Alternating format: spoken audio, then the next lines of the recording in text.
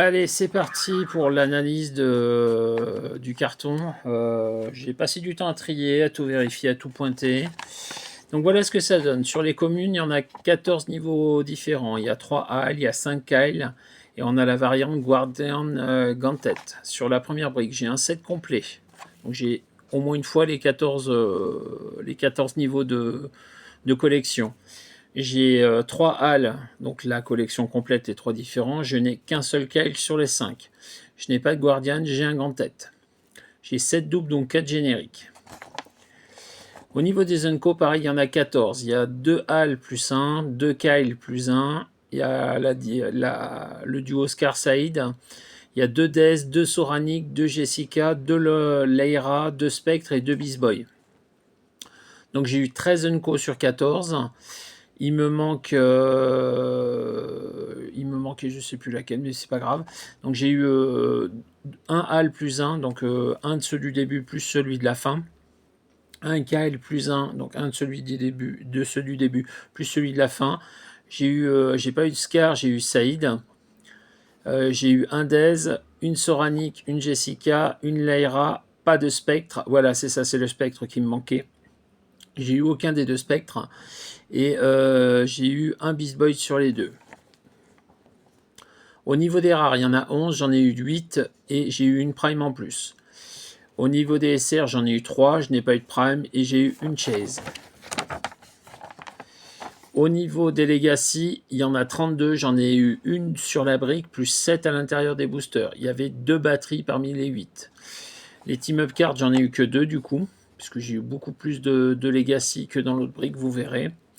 Les anneaux, j'en ai eu que 3. J'ai eu 9 objets, donc il y avait 3 épées, 5 Soundwave et une chauve-souris. Et j'ai eu un one-shot sur les 8. Si on passe à la deuxième brique, donc la brique Oda ouverte, il y a un set complet par niveau de collection. Il y a eu un HAL sur les 3 et un KL sur les 3. J'ai eu un Guardian, un Gantet. J'ai eu 7 doubles, donc 4 génériques dans la première brique. Là, j'ai eu 6 doubles, donc 4 génériques aussi. Donc, il y a quand même énormément de génériques en double. Bon, même chose au niveau des Unco. J'en ai eu que 13 sur 14. J'ai eu un HAL plus 1, un KAL plus 1. J'ai pas eu ni de Scar ni de Saïd, donc Scar est manquant à la collection. J'ai eu un Dez, une Soranic, une Jessica, une Leira, 2 Spectres et un Beast Boy. Donc globalement, je suis assez content, puisque si on accepte Scar Saïd et les 2 Batman, je n'ai eu que des Batman Black Lantern, j'en ai pas eu de White. Il me manque ces deux Unco là, sinon au niveau de la répartition, j'ai tous les doubles. J'ai tous les doubles. Au niveau des rares, j'en ai eu 8 sur 11, pas de double. Au niveau des SR, j'en ai eu 2 sur 10 et j'ai eu une Prime sur les deux. J'ai eu bien évidemment une chaise. Là, je n'ai eu que donc du coup que 4 Legacy Cards, une dessus et 3 à l'intérieur des boosters. Par contre, j'ai eu plus de one-shot, j'en ai eu 4 sur 8. J'ai eu 5 anneaux sur 10, j'ai eu 7 objets sur 40, donc 2 épées, 4 chaînes et une chauve-souris. Et j'ai eu 4 one-shots sur les 8. Ce qui fait que si on résume, au niveau des communes, il me manque 3 Kyle sur les 5. J'ai eu 2 dauphins, j'ai eu 4 oranges construct et j'ai 3 des autres génériques. Sachant que par contre, comme il y a la dualité Guardian-Gantet, je n'ai qu'un seul Guardian. J'ai eu 2 Gantet et un seul Guardian. J'ai eu 12 doubles, dont 5 triples. Donc quand je parle de double à ce niveau-là, j'ai éliminé tout ce qui est générique, bien évidemment. Au niveau des Unco, j'ai eu presque la collection complète. Il me manque Scar et le Batman White Lantern et j'ai 7 doubles, dont un triple. Au niveau des rares, j'en ai eu 10 sur 11. Il me manque Dexstar et j'ai eu 5 doubles et j'ai eu une Prime sur les 3. Au niveau des SR, j'en ai eu 5 sur 10 et j'ai eu une Prime sur 2. Et au niveau des Chase, j'en ai eu 2 sur 10. Au niveau des Legacy, j'en ai eu 12 sur 32 et j'ai eu 4 batteries. J'ai eu 6 team-up cards sur 8. J'ai eu 8 anneaux sur 10, il me manque l'anneau noir et l'anneau bleu, mes 2 couleurs préférées, sinon c'est pas drôle. Et j'ai eu 16 objets sur 40, donc j'ai eu 5 Soundwave, 4 chaînes, 5 épées et 2 chauves-souris. Et j'ai eu 5 one-shots sur les 8.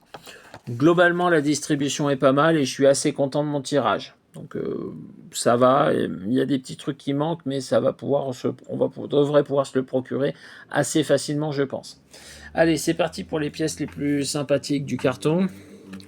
Donc on va commencer par le Guy Gardner Prime, la Prime rare. Il est à la fois vert et rouge. Il a un trait qui lui permet d'avoir volonté et poison, mais il fait des dommages même s'il a été bougé ou placé ce tour. Les constructs verts alliés peuvent utiliser poison, et les constructs rouges peuvent utiliser volonté. Donc ça permet d'inverser les effets sur les constructs. Voilà, une petite figue de contact. Hein. On peut le mettre en sideline. Quand un personnage de Green Lantern Corps est mis KO, on peut le générer depuis la sideline. Adjacent à ce personnage sur sa ligne de départ. Et on lance un D6 et on fait des dommages égaux à la moitié du résultat du dé. Et autant de dommages.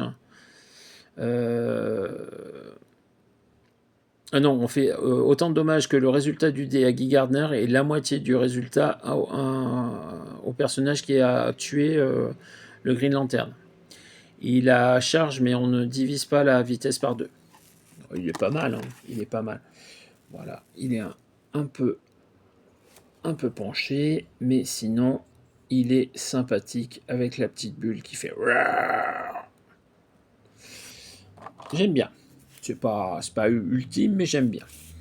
La deuxième Prime, c'est la Prime SR, c'est le Sinestro. Donc je suis content parce que, quitte à avoir un Sinestro, je préfère avoir le Sinestro Corps que d'avoir l'ultraviolet. Mais franchement, il est très très bien. Et donc il a perplexe. Et les valeurs de combat des personnages ne peuvent pas être modifiées de manière positive. Ça veut dire que vous jouez avec vos stats et pas plus. Vous mettez ça à côté d'un Kong, ça peut être très rigolo. Très très rigolo. Parce que franchement, il fait mal. Il fait de la Pulse Wave. Et on met des marqueurs d'action sur les personnages qui sont touchés après la résolution. Ma foi, c'est pas mal.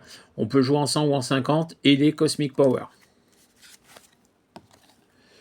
Et après la liste des pouvoirs standards. Alors le petit Sinestro, il est là. Il est joli. Il est sympathique. Il faudra qu'on l'essaye. Dans la série des jaunes, on a aussi Mongul. Voilà. Hop. Ouais, mais c'était pas lui dans la suite. Dans la suite, c'était Flash. On reviendra à Mongul plus tard. Donc voilà, petite fille qui court. Thématique Justice League dans le set, hein, je le rappelle. Avec plein de Justice League différents. De Justice Society différents, pardon. Voilà. Donc, sympathique. Ok. Alors. Un temps plus simple Flash. Une fois par tour pour tous les personnages avec ce trait. Si un personnage utilise JC pour remplacer sa défense par celle de Flash, vous pouvez choisir que ce tour-ci, ce personnage peut utiliser Super Sens. C'est très très très fort. Flash des deux monts. Quand on établit des équipes thématiques, les personnages alliés qui ont le mot-clé Justice League ont aussi le mot-clé Justice Society. Hop. Alors, il a charge et il peut avoir vitesse hypersonique, mais s'il est le premier à bouger ce tour-ci. Donc, même un simple sidestep l'empêche de faire de l'hypersonique et il redescend simple charge. Il est copieur, il est Justice Society. Pour 70 ou 30 points, ma foi, il est pas mal. Hein, il est pas mal. Il est vraiment pas mal du tout. Voilà. Donc, le suivant, donc on disait, c'est mon Ghoul. Hop. Donc, comme je le disais, Sinestro Corps. Perplexe, mais seulement pour cibler les personnages adverses. Une fois par tour, quand un personnage allié utilise Perplexe pour cibler un personnage adverse, après la résolution, vous pouvez faire un dommage pénétrant à ce personnage. Ça peut être utile. Je conquérirai une planète différente.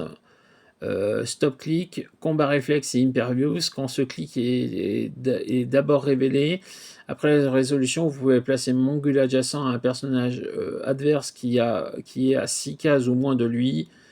Et si vous le faites, il a immunité jusqu'au prochain tour. Et il est Cosmic Power. C'est pas mal.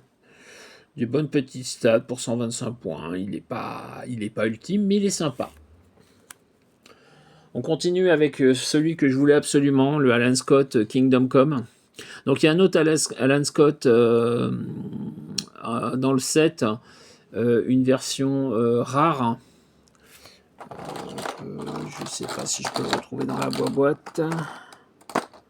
J'aurais dû le sortir. Bon, c'est pas grave, tant pis. Donc voilà, donc lui c'est la version qui est Kingdom Come et Cosmic Power. Et il est très très sympathique, ne serait-ce que sur son premier clic. Running Shot, Pulse Wave, 20 défense invincible, 4 leadership. J'ai pas compris pourquoi il n'y avait que lui en Kingdom Come dans l'extension. Ils auraient pu en ressortir d'autres, mais on en verra peut-être dans les prochains sets d'essai. Un trône solitaire. Alan Scott ne peut pas être ciblé par des personnages non adjacents et c'est protégé contre Pulse Wave. Donc il n'y a que les personnages adjacents qui peuvent le cibler. C'est très très très fort. Très très très fort. J'ai affronté les ténèbres intérieures. Quand un personnage adverse rate contre Alan Scott, après la résolution, vous pouvez lui enlever un marqueur d'action. Et quand un effet autre que le simple nettoyage enlève un marqueur d'action à Alan Scott, après la résolution, vous le soignez d'un clic. Waouh! Waouh, waouh, waouh! Vous l'attaquez, vous le ratez, il s'enlève un clic, il s'enlève un token, et si jamais il s'enlève un token, il soigne d'un clic. Et B, Mazette. Et donc il a Kingdom Come. Donc c'est l'équivalent d'un super sens, mais sur les attaques à distance, et seulement si l'attaquant n'a pas Kingdom Come comme capacité d'équipe. Et c'est une capacité d'équipe qui n'est pas copiable. Et il est Cosmic Energy aussi. Ma foi. Donc, on continue dans le Sinestro Corps. J'avais vraiment un carton thématique jaune. Donc, Fear le Manhunter, perplexe quand il l'utilise pour cibler un personnage adverse. Après la résolution, vous pouvez générer un Manhunter Bystander avec un maximum de 3 adjacents à la cible. Ils ne me laisseront pas mourir. Invulnérabilité et régénération. C'est pas mal pour 80 points. Il manque un peu de mobilité, mais il est pas mal. Il a 3 stop-clics. 3 stop-clics. Ah non. Non, il a qu'un seul stop-clic, pardon. Stop, leadership, quand ce clic est révélé pour la première fois, après la résolution, vous pouvez générer 2 Manhunter Bystander avec un maximum de 3. Et il a la capacité d'équipe Superman ennemi. Les Manhunters ressemblent à ça. Il est pas mal du tout. Notre dernier SR, Arman. Je n'ai pas présenté le cyborg. Je pas présenté le cyborg. Ça fait penser que j'ai pas non plus sorti ça pour le présenter après. Hop, voilà. Il est hyper dynamique, il est sympathique. Voilà. Donc, Orman. Que voilà. Donc je pense que je dois avoir pratiquement tous les JSC du set. Hein. Je crois que je dois les avoir tous. Je ferai un pointage de toute façon après, mais voilà. Hop. Très joli, là aussi très dynamique. Hop. Donc, il a aussi un train simpler time, un temps plus simple pour Arman. Pour tous les personnages avec ce trait, quand un personnage utilise la capacité d'équipe JSC pour remplacer sa défense par celle de Arman, vous pouvez choisir que ce tour-ci, le personnage réduit les dommages pris de 1 en plus des autres effets. C'est-à-dire qu'il y a une réduction de 1 supplémentaire si vous avez un réducteur. Et franchement, c'est pas mal. Bon, sa valeur de défense n'est pas exceptionnelle, mais ça le fait. Et un deuxième trait, il a vol d'énergie. Quand Arman nettoie un ou plusieurs marqueurs d'action, faites-lui un dommage inévitable. Donc c'est vraiment le nettoyer. Par contre, quand vous lui enlevez des marqueurs d'action par willpower ou leadership, ça n'est pas nettoyé, donc du coup il n'a pas de dommage. Donc l'intérêt, ça va être effectivement de le jouer avec des personnages qui peuvent lui enlever ses tokens ou qu'il réussisse ses jets de volonté. Et il a Charge Fleurie en mouvement. Uniquement sur le dial à 60 points. Allez, on attaque les deux Chase. Donc, Atrocitus et Dextar. Bon, bah si, j'ai eu Dextar finalement, puisqu'il est sur l'épaule de Atrocitus. Allez, on le remet dans la boîte. Quand Atrocitus et Dextar commencent le jeu, générez un jeton Dextar. Quand Dextar est mis KO par un effet adverse, vous modifiez la valeur de Atrocitus et Dextar de plus 1 pour ce jeu. C'est protégé contre Pulse Wave.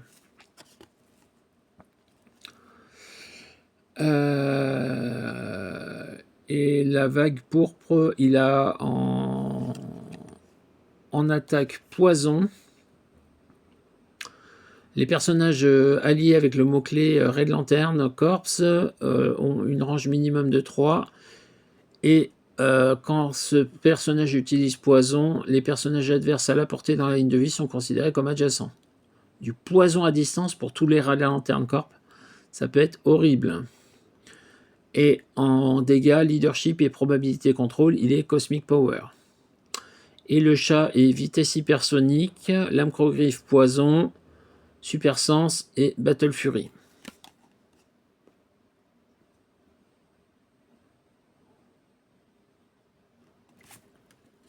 Sympa. Et enfin la chauve-souris, Batman en Sinestro Corps.